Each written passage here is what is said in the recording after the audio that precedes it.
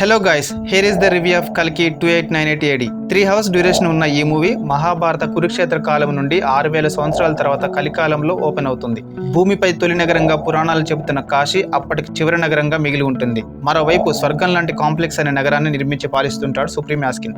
తను ప్రయోగాలు చేస్తున్న ప్రాజెక్ట్ కే కోసం వందల మంది ప్రాణాలు తీస్తుంటాడు. అసలు ప్రాజెక్ట్ కే ఏంటి, అశ్వత్థామకు భైరవకు ఏంటి సంబంధం అనేది మిగతా స్టోరీ. ఫస్ట్ హాఫ్ అక్కడక్కడ సాగతీత కనిపించే సీన్లు చాలానే ఉన్నాయి. దిశా పటాని సీన్లు మూవీకి అవసరం లేదనిపిస్తుంది. అలాగే ప్రభాస్ తో లైట్ హార్టెడ్ కామెడీ కోసం ట్రై చేయడం కూడా బాగాలేదు. బీజిఎం కూడా అంత ఇంప్రెసివ్ గా లేదనిపిస్తుంది.